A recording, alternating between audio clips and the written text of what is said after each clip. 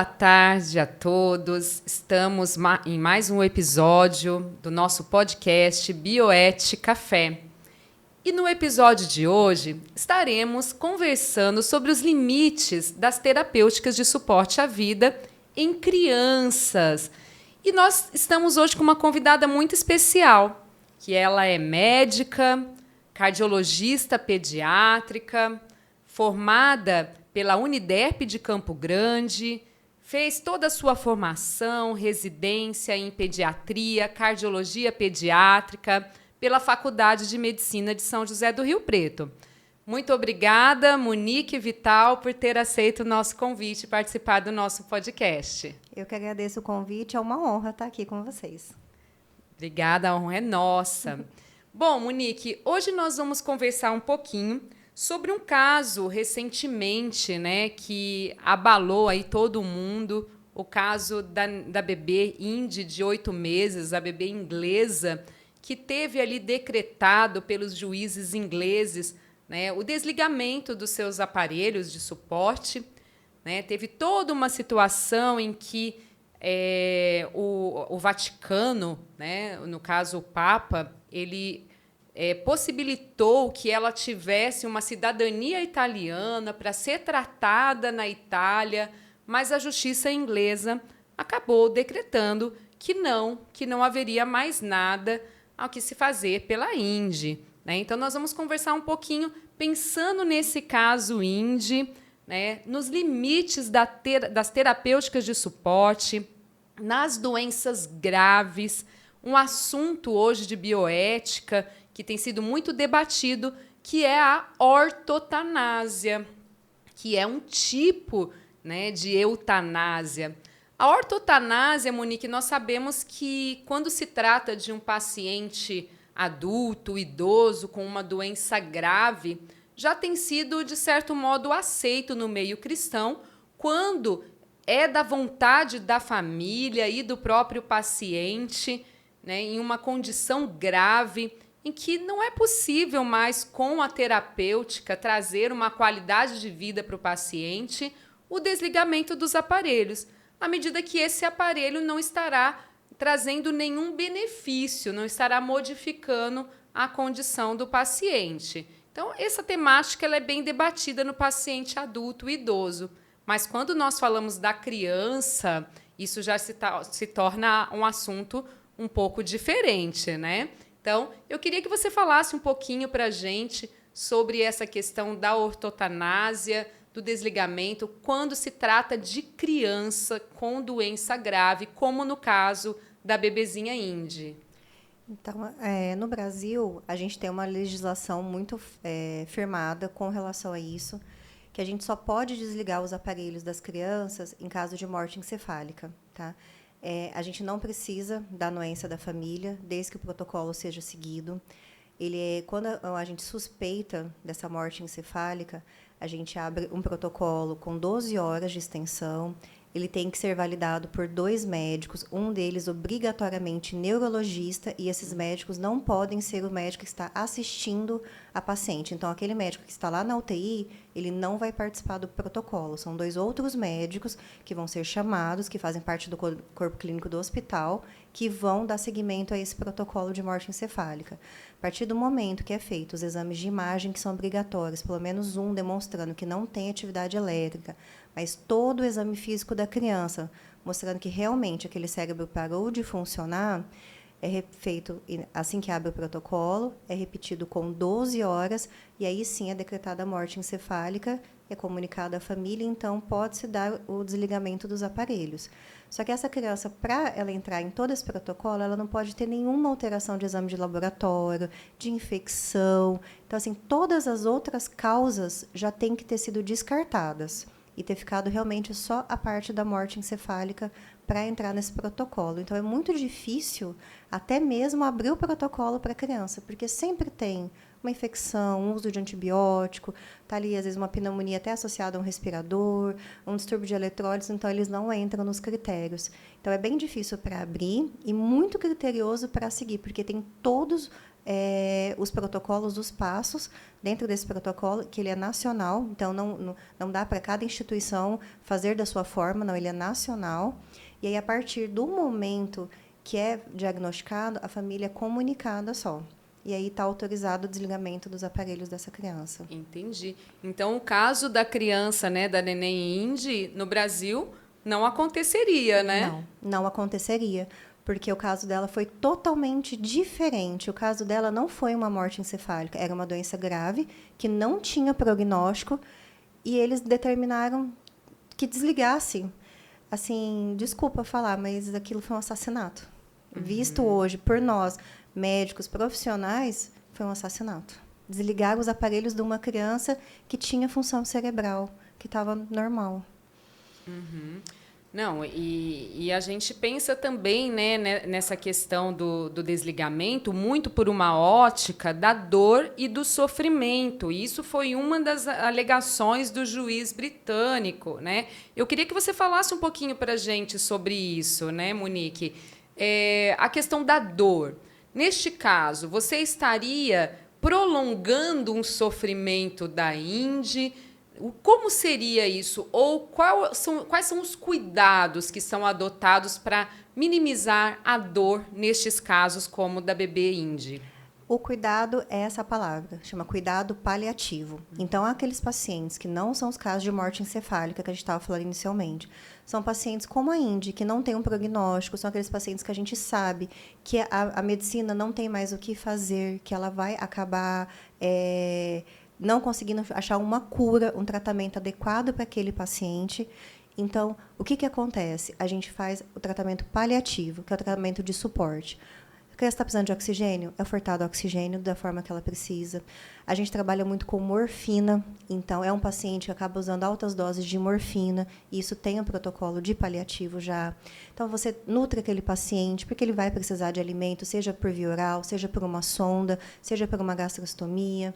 Ele precisa de medicação para não convulsionar. Então, ele usa anticonvulsivante, ele usa remédio para febre, para vômito. Então, a gente dá um suporte, uma qualidade de vida. Você não desampara esse paciente. Então, ele está tendo dor? Vamos medicar. Ele está precisando de uma nutrição mais calórica porque ele está perdendo peso? A gente investe nisso. Então, é um suporte no global, geral, para aquele organismo, para aquele corpo, aquele paciente, ele conseguir se desenvolver, conseguir até mesmo combater a doença, porque não por ele mesmo. A gente sabe que tem casos de cura que a medicina não explica. E então a gente dá todo suporte para esse paciente, que a gente chama de cuidados paliativos. Porque muitas pessoas têm um preconceito, até a desinformação, achando que o cuidado paliativo é só aquele paciente que está morrendo lá no leito de UTI. E não necessariamente. A maioria dos pacientes paliativos estão em casa, com a família. Só que ele está recebendo todo o suporte que ele precisa, inclusive medicação para dor, que a maioria, se a gente está falando de câncer, por exemplo, os pacientes sentem muita dor. Então, são pacientes que vão tomar altas doses de medicação e que vão estar com a família, em casa, na cama dele, recebendo todo amor, todo carinho.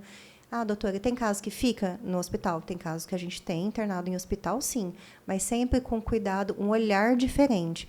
Então, a gente oferece todo o suporte necessário, inclusive medicamentoso, o que a gente sabe que não vai, pela medicina, levar à cura, mas também a gente não interrompe um tratamento. Sim, então cuidado paliativo não é quando não se tem mais nada a se fazer pelo paciente, muito pelo contrário, né? Isso. Há muito ainda o que se fazer por essa criança, né? Então, um investimento no cuidado, na dor, junto com a família, porque a família também faz parte, né? Ela também é um paciente ali. Sim. Neste caso. Acredito que, às vezes, né, Monique, queria que você falasse um pouquinho. Acredito que a família talvez seja um paciente mais difícil do que a própria criança, né?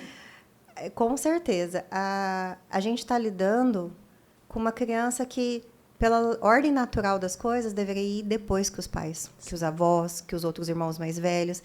E é uma criança que a gente sabe que tem, pela medicina, né, um tempo limitado ali de vida. Então, é muito difícil.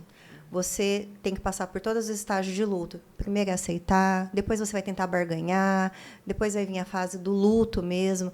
Tem famílias que vivenciam isso já logo com a notícia e depois com a morte em si, então elas passam por isso 2 vezes. Tem famílias que falam, não, vestem a camisa e parece que você liga uma chavinha. A mãe fala, eu vou fazer de tudo que minha criança quer. Então, dá o que a criança quer comer, faz de tudo para a criança ir para casa, ficar com a família.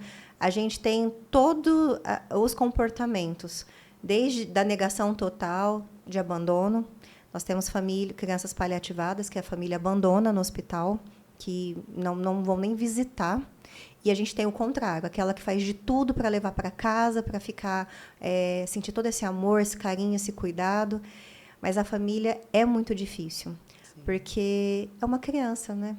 Nós, profissionais que fomos treinados para isso, a gente já sente isso. É muito difícil para a gente lidar com a morte do paciente. Sim. Por mais que nós somos treinados na faculdade, seja os médicos, os enfermeiros, técnicos, a gente tem um preparo, tem sempre apoio da psicologia lá com a gente, assistência social, mas é uma criança. Então, é muito difícil você mandar parar a reanimação, é muito difícil você chegar para uma família e falar assim, mamãe, nós perdemos a sua filha. Ou então falar, olha, nós vamos ter que paliativar, não tem mais o que fazer. Então, é muito difícil para a equipe médica, por se tratar de uma criança, e é muito mais difícil para a família. Por isso que o trabalho multidisciplinar, a gente sempre tem o apoio da psicologia, da assistente social, porque, às vezes, essa mãe não tem um crédito no celular para contar para o marido, recebe essa notícia sozinha. Então, o apoio das meninas é muito importante, porque a gente acaba olhando como um todo. O que essa família está precisando? Sim. É a fralda que a criança vai usar, é a troca da sonda que ela vai fazer, é encaminhar essa mãe para um CAPS para fazer um acompanhamento psicológico, para dar um suporte para essa filha também. Então, não adianta tratar só a criança. A gente nunca vai conseguir ter sucesso. Então, a família é sempre inserida. Sim, isso faz parte dos cuidados paliativos, né? Cuidados integrais, cuidados multiprofissionais, né? Quanto é importante, porque realmente esse momento de enfrentar uma doença grave vai exigir, né, um apoio de toda a equipe, um suporte, né, todo um envolvimento. Mas mesmo assim, né, como você disse, né, Monique, enfrentar a morte não é algo tão simples assim, principalmente quando nós falamos numa perspectiva cristã, né? Então, eu acredito que você, dentro dessas diversas mães, né, esses perfis que aparecem, com certeza tem muitas que estão ali com a sua fé, né, com a sua espiritualidade, e a fé, a espiritualidade, ela se insere no campo, no escopo dos cuidados paliativos, elas fazem parte, elas auxiliam no cuidado paliativo. Então, pensando, por exemplo, mesmo nos casos aceitáveis de desligamento de aparelhos, né, como você relatou, a questão da morte encefálica, eu acredito que não deva ser tão simples assim, nem para o profissional, nem para a família aceitar a morte de uma criança. E mesmo porque o coraçãozinho está ali ainda batendo, né? Você que é cardiologista, né? O coração, nós relacionamos o coração como fonte de vida. E, biblicamente, o coração é fonte de vida, né? Então, aceitar um critério científico que hoje é sabido aí a questão da morte encefálica como critério científico de morte, será que é algo, né, tranquilo? E hoje, inclusive, se nós formos na internet, a internet vai nos contar de casos de crianças que passaram por protocolos de morte encefálica e saíram ali do quadro e sobreviveram. E a internet é acessível a todos esses pais, esses familiares, né? E considerando-se a fé da família, ela fala, não, no caso da minha criança, eu vou, né, esperar a vontade de Deus. Eu vou, né, eu não aceito que esse critério científico seja o critério para o meu filho. Né? Então, eu queria que você comentasse um pouquinho desses casos, como que, né, considerando-se uma perspectiva cristã, como que os pais têm enfrentado esse momento, como que eles conseguem lidar com esse protocolo de morte encefálica. Conta um pouquinho para a gente. Eu já vivi, experienciei de tudo. Crianças, não morte encefálica, mas aquelas crianças cardiopatas graves que a gente sabia que não ia amanhecer no outro dia pela medicina, não tinha mais. E a criança está na escolinha hoje. E não foi nenhum nem dois casos da gente ter certeza, olha, não tem mais o que fazer, o rim parou, o pulmão está parando, não tem. E a criança está na escolinha. A gente tem um caso muito famoso que a nossa chefe da UTI, ela não queria parar de massagear a criança, porque foi uma parada inexplicável, e ela ficou quase 1 hora. Ele saiu. E, assim, a gente sabe que quanto mais tempo de parada cardíaca, pior o prognóstico, pior para essa criança retornar, ou sequela. A criança não tem sequela nenhuma. Então, a gente tem muitos casos. Eu vivenciei casos que desafiam a medicina. Que não se explica. Uma que me chamou muita atenção era um pós-operatório de uma cirurgia grave. Só comigo a criança parou 5 vezes. Aí eu passei o plantão com o pessoal do noturno. Quando eu saí da UTI, eu dei de cara com a mãe na porta, ajoelhada, orando. Hoje, essa paciente, eu tenho contato com a mãe via Instagram, ela já fez a 3ª cirurgia, está super bem, obrigada. E era uma criança que não tinha prognóstico nenhum de virar aquela noite. E eu já vivi o contrário, de crianças estarem de alta, aguardando a ambulância, ter uma parada súbita e não voltar. Então, eu creio muito que o médico ele é preparado por Deus, sim, mas a gente tem um limite. E aonde acaba o meu limite, começa o da família. Eu sempre falo isso para todo paciente meu, que é um trabalho em equipe. Eu vou fazer a minha parte como médica, mas vocês têm que fazer a de vocês como família, que é orar, é dar amor, é dar carinho. É provado que o paciente, mesmo com sedação, ele escuta a família. Muitos acordam e relatam depois os maiorzinhos que escutava a mãe falando, contam coisas que aconteciam lá dentro da UTI que não teria como saber. Então, é isso de lá, dar amor, de dar carinho, de conversar, é muito importante, é muito forte. E a gente vê também assim, que tem crianças, por exemplo, que enquanto a mãe não aceita aquele diagnóstico, a gente sabe que aquela criança, pela medicina, não tem mais o que ser feito. E a criança não falece, não vai. Vira mais um dia, e vira mais um dia, e cada vez se deteriorando mais. O dia que a mãe aceita, fala assim, não, realmente, olha, não tem mais o que fazer, meu filho pode descansar, é questão de minutos. O dia é impressionante. A gente sempre fala, a senhora conversou com ele, né? E a mãe sempre confirma para a gente, fala, a doutora estava sofrendo demais. Eu falei para o meu filho que podia ir. Então, isso é muito forte. Não tem como não se apegar. Não tem como ser só médica nessa hora. A gente abraça, chora junto, aí todo mundo ora junto, porque é uma criança. É uma vida, mas é uma criança. E perder uma criança é muito difícil. Sim. Muito. E nos casos, né, que a gente comentou da própria questão da morte cefálica, tudo, existem casos que os próprios profissionais questionam, né? Existem casos de objeção de consciência, né? Casos em que os profissionais talvez, né, optem por aguardar um tempo maior para essa decisão, né? Como que isso acontece no meio profissional? E a questão da objeção de consciência religiosa, vamos Sim. dizer assim. O Código de Ética Médica ele ampara a gente nesse quesito. Eu não posso fazer nada obrigada por uma lei, por um protocolo, mesmo de morte encefálica, se eu não estiver de acordo, principalmente com a minha religião. Eu não concordo, então, no caso de um aborto. A gente pode, eu sou a única obstetra da cidade e a mãe chegou lá e eu sou contra o aborto, eu posso me recusar, ela tem que ser encaminhada para outro serviço, outro colega que faça. E a morte encefálica também entra nesse quesito. Eu passei recentemente por uma situação dessa, trabalhando dentro de uma UTI em outra cidade, e era uma criança completamente normal, teve uma crise convulsiva e entrou em morte cefálica, que é uma coisa muito esquisita e muito difícil de acontecer.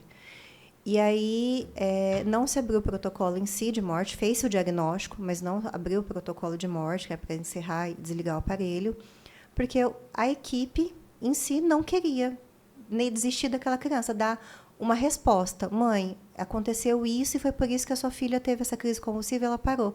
Porque os exames vinham todos normais, então não conseguiu se fechar um diagnóstico.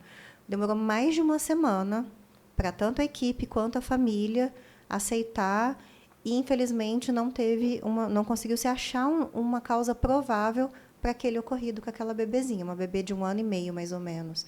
Então, acontece sim. E como o Código de Ética nos ampara, eu posso me recusar a desligar aqueles aparelhos e o outro colega do plantão, ou o chefe da UTI, pode falar, não, olha, eu vou seguir o protocolo e eu vou fazer.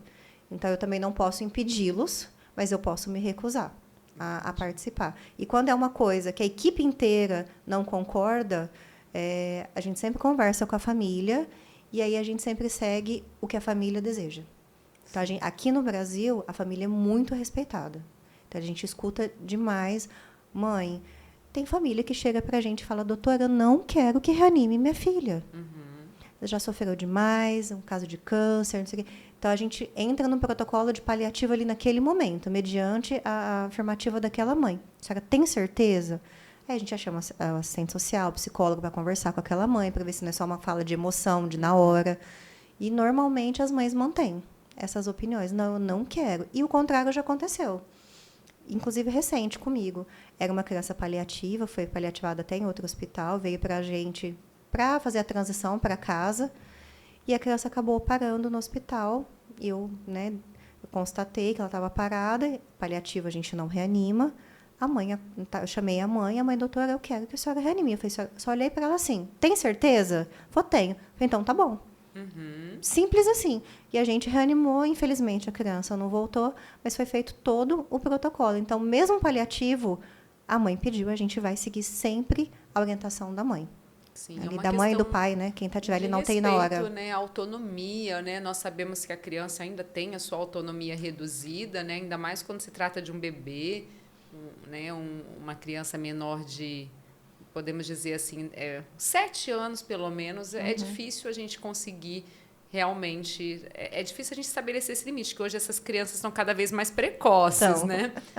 Porém, nós sabemos que quem responde pelas crianças é a família, são aqueles que realmente estão ali, são os responsáveis pela criança, né? Então, é uma questão de respeito, autonomia, e assim como a gente fala sobre o cuidado paliativo, ortotanásia no adulto, no idoso, que conscientemente da sua situação clínica, ele opta pela não reanimação. No caso da criança, né, é um pouco mais complicado, né? A equipe ela vai ter que trabalhar com a família, esse diálogo, essa comunicação com a criança, e para realmente respeitar aquilo que é a vontade, claro, não se caracterizando uma negligência em uma situação de uma doença grave, fora de possibilidades terapêuticas de cura, né? Respeitando-se ali toda a crença, né? A vontade mesmo da criança e da família, né? E você falou uma coisa agora que me veio outro estalo. Infelizmente, às vezes a mãe não quer que a gente se aprofunde para não descobrir que aquela criança sofreu maus tratos. Nós estamos pegando cada vez mais maus tratos graves, de espancamento mesmo, abuso. Também um caso recente, a mãe não queria que a gente trocasse a fralda da criança. Nossa. Então, às vezes é isso também, uma culpa ou até uma cumplicidade ali com a pessoa que está fazendo. Então, a gente tem que ter esse outro olhar também. Que difícil, né? Porque aqueles que deveriam, né, proteger, né, muitas vezes, infelizmente, hoje, né? Então, os profissionais também têm mais essa responsabilidade de proteger a criança. Isso. Né?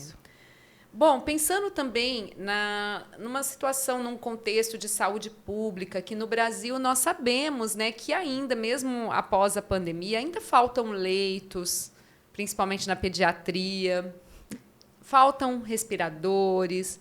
Então, muitas vezes, a gente vai vivenciar essas situações de uma criança que precisa de um leito, que precisa de um respirador, e você não tem, né, possibilidades ali de alocar essa criança, esse aparelho. E nós vamos ver que isso coloca o profissional, a equipe, em um dilema ético. Existem crianças que podem estar enfrentando condições graves, fora de possibilidade terapêutica de cura, que estão ocupando um leito e um respirador, uma questão que é um recurso público, e outras que teriam talvez maiores possibilidades de cura e que não vão ter acesso àquele leito e àquele respirador. E a gente já viu que isso pode acontecer. O profissional pensar, não, tem criança morrendo na emergência, e essa criança aqui já não há muito o que se fazer em relação à terapêutica, já não há o que se fazer em relação à terapêutica, né? Como vocês enfrentam esse dilema pensando em questões de saúde pública?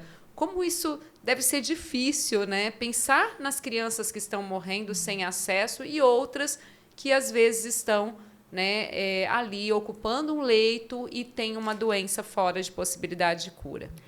É ilegal eu suspender o tratamento que aquele paciente já estava recebendo, mesmo que seja a vontade da mãe. A mãe fala assim, eu não quero que você faça mais nada. Se ela está colocando em risco a vida do filho dela, a gente pode acionar o conselho tutelar, ela pode perder até a guarda do filho. Então, não é uma decisão. Se a gente falar, é risco de vida, então, aquele paciente não vai ser desassistido.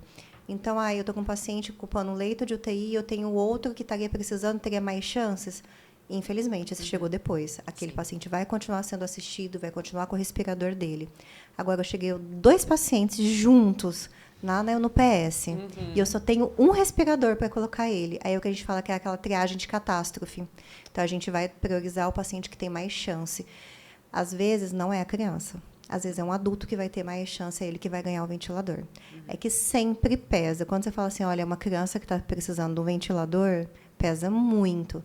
Mas se a gente comparar o quadro clínico e for o adulto que tiver mais chance de sair, quem vai para o respirador é o adulto. Então, mas graças a Deus, a gente tem um core aqui no estado, que a gente consegue regular a vaga. Por exemplo, nós temos uma UTI agora, 10 leitos de UTI pediátrica aqui no Hospital Regional, a gente recebe paciente de todos os lugares, inclusive de Campo Grande. Então, vem de Dourados, Chapadão do Sul, vem de Campo Grande, porque ali tem aquela vaga, tem aquele respirador, que é o que o paciente precisa. Vem de transporte aéreo, esses dias chegam de helicóptero. Então, acaba vindo, porque nós estamos tendo os leitos. Não tem na cidade, no estado inteiro. Obrigatoriamente, o governo tem que pagar aonde tem esse leito. Seja São Paulo, Rio de Janeiro, Espírito Santo, ele tem que dar um jeito, porque essa criança não pode ficar desassistida. E muito que a gente faz para poder atender essas crianças é deixar lá no pronto atendimento, lá no PS, na área vermelha, que a gente fala, que é como se fosse uma mini UTI. A única diferença é que lá seria só para estabilizar o paciente e depois subir para onde ele vai ficar fazendo todo o tratamento dele. Mas o acesso, respirador, fisioterapeuta, medicação, acaba sendo a mesma. Seria uma unidade transitória que, muitas vezes, o paciente fica lá dias até surgir esse leito de UTI ou surgir essa transferência para outro local. Mas é bem complicado. Eu, graças a Deus, nunca vivenciei essa experiência de ter que escolher quem a gente colocar no ventilador. Mas se a gente pensar em cidades menores, que tem menos recursos, às vezes tem aquele único ventilador de transporte que dá para colocar o paciente, acaba acontecendo mais. E aí é sempre usado esse critério, que a gente fala que é a triagem de catástrofe. Então, aqueles pacientes que têm mais chance, eles vão receber aquele suporte primeiro. Então, nem sempre é o mais grave. E, claro, né, a gente está falando muitas vezes de manter um paciente no ventilador, no hospital. E é claro que a gente precisa pensar numa estrutura maior, em recursos de saúde pública, para que essas crianças possam ser cuidadas em casa. Muitas vezes a gente sabe que ainda tem muita criança que é mantida no hospital e que ela poderia ser cuidada e que ela teria muito mais qualidade de vida se estivesse junto da sua família em casa, mas nós não temos uma estrutura de assistência domiciliar, né, uma política que realmente ofereça esse cuidado no domicílio para a criança. E ela acaba, né, ficando um tempo maior ali. E, às vezes, a própria família ela prefere que a criança fique ali, porque ela se sente despreparada para cuidar dessa criança em casa. Então, nas doenças graves, precisaríamos, então, ter mais estrutura de saúde pública para o cuidado domiciliar. E, claro, né, não deveria existir esse tipo de conflito. Nós deveríamos ter leitos suficientes, respiradores suficientes. Então, às vezes, a gente não conversa sobre esse assunto e como se não existissem esses casos. E é muito importante a gente dizer que isso acontece, para a gente sempre lembrar as nossas autoridades de que esses casos estão acontecendo e que a gente precisa de mais estrutura, mais suporte, né, para os hospitais, para a assistência domiciliar também dessas crianças. E a medicina está avançando muito. Esses pacientes antes morriam sem um diagnóstico adequado, sem um tratamento adequado. Isso está mudando. Então, são pacientes que antes tinham uma sobrevida ali de meses, que eles estão chegando na fase adulta. Isso incluindo as cardiopatias congênitas. Antigamente, existe uma doença chamada hipoplasia do coração esquerdo. A criança nasce sem um lado do coração, do lado esquerdo, no caso. Era 100% de mortalidade. Esses pacientes estão chegando agora na faculdade. Mudou-se a perspectiva, então tem que se mudar, sim, os cuidados. E o que a gente vê, principalmente nós, sendo no hospital regional, pegando o estado, é a discrepância que a gente tem dentro do mesmo estado. Eu nem estou falando nível Brasil, estou falando Mato Grosso do Sul.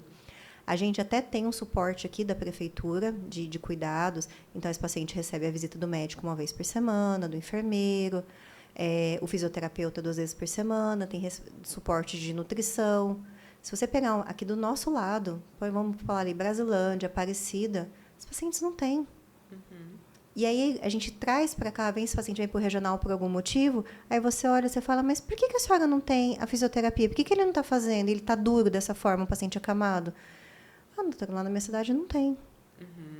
Então, precisa melhorar nos locais que já tem que ser mais abrangente, tem que ter mais profissionais, e tem muitos que não têm nada. E aí esse paciente acaba ficando no hospital. Porque você vai devolver ele para a cidade dele como? Porque a mãe, você ensina a mãe a fazer as coisas. Então, ela pode até preparar o quarto, aquele leito, né? A gente faz as vaquinhas, consegue a cama, consegue aquilo. E o profissional? Isso. Como que você vai fazer a fisioterapia adequada? A nutricionista tem que... O paciente muda, ele ganha peso, ele emagrece, ele pegou uma diarreia, tem que mudar a dieta. Então, a gente precisa dessa equipe multi em todos os lugares. E a gente vê uma discrepância muito grande as cidades maiores. Então, Campo Grande, Dourados, Três Lagoas, a gente tem. Chega para cidades menores, não tem nenhum profissional para atender. Entendi. E aí, aquele paciente, a mãe fala assim, esse caso específico que eu estou te falando, a gente transferiu ele para Campo Grande essa semana. A mãe de Aparecida falou, doutora, não tem na minha cidade. O que eu consigo é um almoço uma vez por semana que eu pago do meu bolso. Nossa. Então, paciente que estava muito acamado, muito sequelado, muito duro, porque esse paciente estava sem fisioterapia e que poderia ser totalmente diferente. Então, a gente precisa melhorar, sim. Tem uma discrepância muito grande e que falta o governo investir, fazer mesmo medidas, políticas públicas ali mesmo, de investimento, porque é uma realidade que a tendência é só aumentar. É cada vez mais a gente ter pacientes acamados, que seja um senhor de idade com uma sequela de AVC, de uma sequela de um infarto, crianças com cardiopatias congênitas, os pacientes com nosso oncológico, eles estão sobrevivendo. E aí, a impressão que a gente tem é que o Estado não sabe o que fazer. Onde que eu vou pôr, o que eu vou fazer.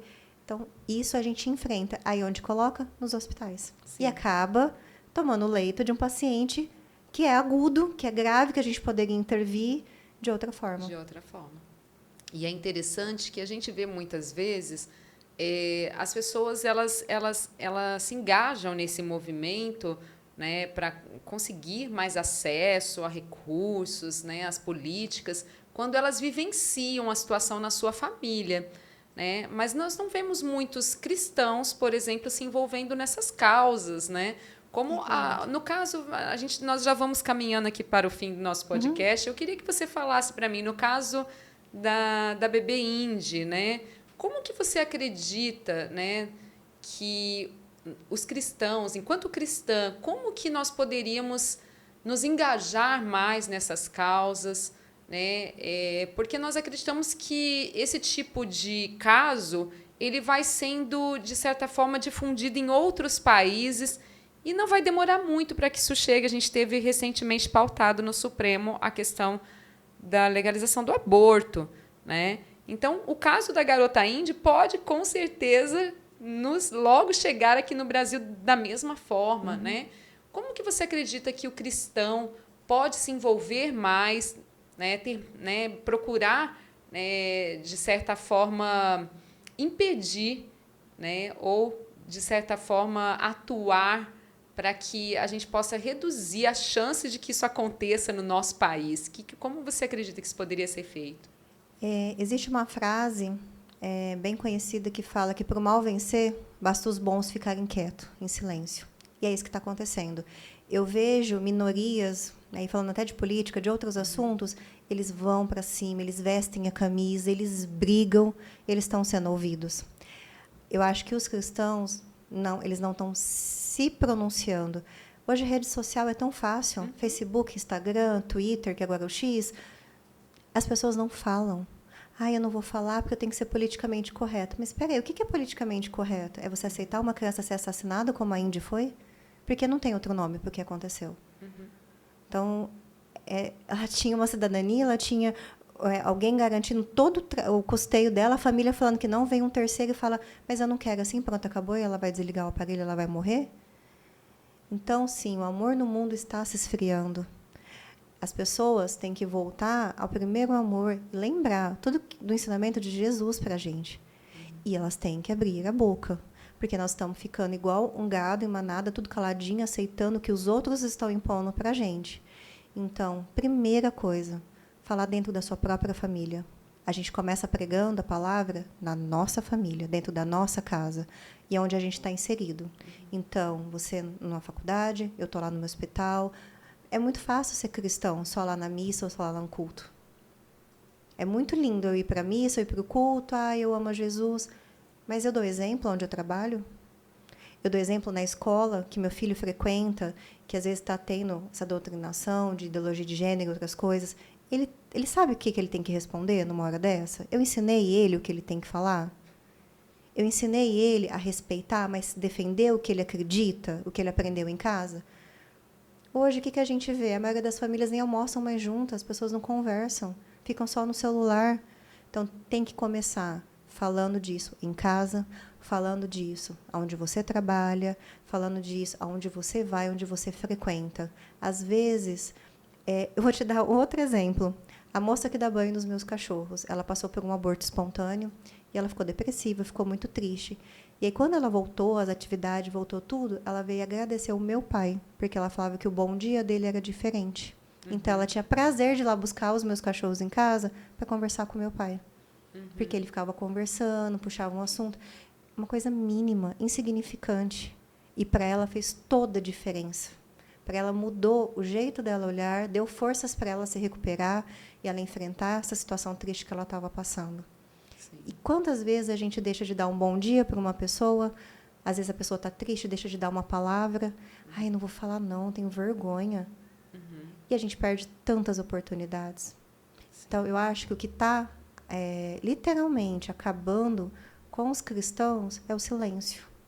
É o tentar ser politicamente correto com os outros. E talvez seja pela falta de amor, né? Também. Porque, né, como que nós poderíamos nos calar mediante a isso tudo, né? Esse silêncio, ele evidencia, né, que nós estamos realmente muito distantes do Evangelho. E alguns eu percebo que quando, né, eu converso sobre esses assuntos muito, eles falam: mas eu não tenho conhecimento sobre isso. Não, vem cá, vamos conversar. Mas eu não entendo. Mas parece que as pessoas elas procuram não entender, né? A Bíblia fala: meu povo padece por falta de conhecimento. Parece que as pessoas não querem conhecer. Acho que elas não querem se manifestar mesmo. É mais cômodo ficar dentro das nossas casas, só no celular criticando. Olha o jeito que essa aqui se vestiu, mas também não vai para a igreja. Ou até critica quem vai para a igreja, na roupa da irmã lá da igreja. Nossa, o padre hoje estava, né, daquele jeito. Então, é muito fácil criticar. As pessoas pararam de olhar para elas mesmas e para a família. Você critica a roupa da irmã e não está vendo o jeito que a sua filha está se vestindo dentro de casa. As danças que ela está dançando, as músicas que ela está escutando. Porque do mesmo jeito que a internet tem coisa boa, tem muita coisa ruim, muito conteúdo ruim. E a gente sabe que o cérebro da criança ele está em formação. Até 7 anos é uma esponja. Quantas crianças de 7 anos aí, vamos lá, dançando aquelas músicas pornográficas? É isso que a criança está consumindo. Querendo ou não, depois, aí um paciente ali que a gente vê, que eu já peguei, outra situação. A avó com 40 anos. Aí você vai conversar, a mãe tinha, a Bisa, aliás, a mãe teve o primeiro filho, que teve com 14, a filha dela teve com 14, agora a neta estava tendo com 13, 14 também.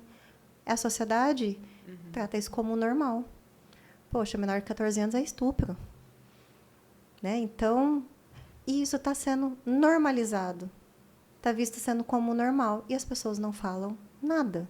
Mas na hora de defender o aborto, nesses casos, daí sim. Né? Daí pode. Aí pode. Mas a mesma pessoa que defende matar um bebê é a que defende salvar o ovo da tartaruga lá no Nordeste. Poxa, por que não salvar os dois? Exato. A tartaruguinha é importante, mas um bebê é uma vida. E existe a adoção legal. Vamos lá, um caso de estupro, uma adolescente que foi estuprada, engravidou, não quer cuidar daquela criança, é um sofrimento. Existe adoção legal. Ela pode manifestar para o Ministério Público, olha, eu não quero. E esse bebê vai encontrar um lar, vai ser amado. Por que cometer um assassinato? Exatamente. E ser visto isso como normal, ainda como um direito.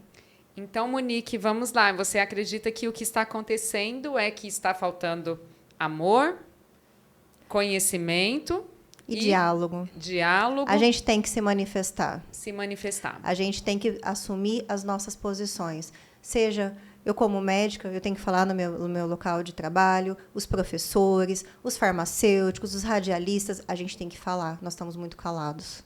Verdade. Que bom que a nossa legislação ainda protege as nossas crianças com doenças graves. Espero que logo a gente tenha, né, com a Política Nacional de Cuidados Paliativos, maior qualidade também, né, no cuidado, a dor dessa criança, mais acesso, né, cuidado domiciliar.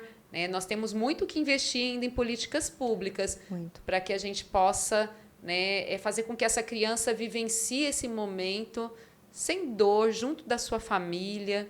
Né? Com todo o suporte necessário, porque você vê uma criança que já não tem uma esperança ali de um tratamento, um remédio que vai eficaz, ainda faltar dieta, faltar um fisioterapeuta, faltar, sei lá, o leito de UTI, de oxigênio que ela precisa, é muito duro.